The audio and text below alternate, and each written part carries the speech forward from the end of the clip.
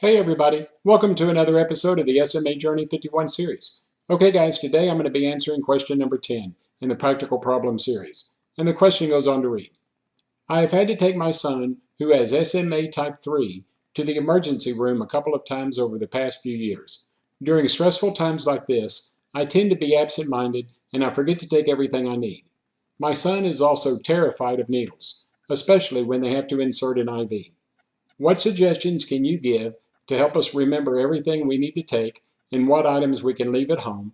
And what advice can you give to making the insertion of an IV easier for my son? Okay, so this is a great question and one that I can answer with a little bit of experience because I've had to go to the emergency room a few times in my life. So let's get started by answering this question. Okay guys, so let's answer the question about what do we need to do if we have to go to the emergency room. My first suggestion would be to make and keep a copy of all of your ID cards and your insurance cards. And be sure to copy both sides of these cards. So if you have to take your son, or even if you have to go to the hospital yourself, make sure that you make a copy of any photo IDs, primary insurance card, and secondary insurance cards. Make a copy of the front and back, and try to put all of these on one sheet of paper. That way, instead of trying to keep up with 3 cards, you can just give the admitting nurse the sheet of paper that has all the information that they need on it. But be careful and ask them, what are they going to do with this sheet of paper? Are they going to file it for their records, or are they going to throw it away when they're done?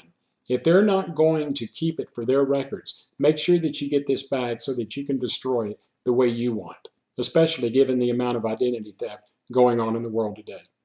My second suggestion would be that if you know that you're going to have to go to the hospital, call your primary care physician and inform them which hospital that you're going to go to so they can call the emergency room to let them know that you're on the way. This will cut down on the amount of time that you have to wait. This really did work for me a couple of months ago because I called my doctor to let them know that I was going to go to the emergency room. They called the emergency room, and when I got there, they immediately took me, even though there were already people in the emergency room waiting.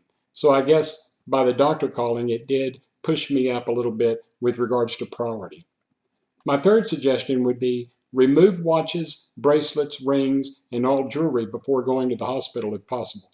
Hospital staff will make you remove these items before tests like x-rays, CT scans, or other tests because metals like gold or silver could interfere with the results. If you are unable to remove these items before going to the hospital, have a friend or a family member stay with you while you're in the emergency room and have them secure your valuables to make sure that nothing is stolen. Wallets, purses, watches, and other valuables should never be left out in the open. And I learned this from experience because while I was in the emergency room, they came to get me for a CT scan, and I left my brand new Samsung Galaxy 8 phone just sitting out for everybody to see. Luckily, it was still there when I got back to my room. But either way, don't ever leave any valuables out in plain sight so somebody could just come in your room while you're gone, pick it up, and walk off with it. Now, with regards to my other suggestion, because the user said that her son was afraid of needles, my suggestion would be that, most people who have SMA have small veins that easily roll around when nurses or doctors try to insert an IV line. Let the nurse or the phlebotomist know that a pediatric needle will probably be easier to use. It's a smaller gauge needle and it'll go into the vein a lot easier, and trust me, it'll be a little bit less traumatic for your son. Another thing that I can tell you, and I found this out from experience, is that instead of using one tourniquet to try to bring the vein up to the surface, have them use 2 tourniquets. This will slow the amount of blood flow down, and it'll make the vein pop up a little bit bigger, and it'll make it easier for the nurse to insert the IV. Sometimes he probably gets a little scared because they can't always hit the vein on the first try, and sometimes they have to do it 2 or 3 times before they're successful.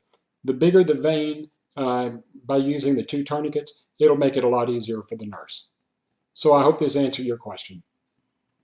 Okay guys, I hope I answered this question. If I did, don't forget, give me a thumbs up, subscribe to my YouTube channel, and don't forget to follow me on my other social media sites. The links are down in the description below.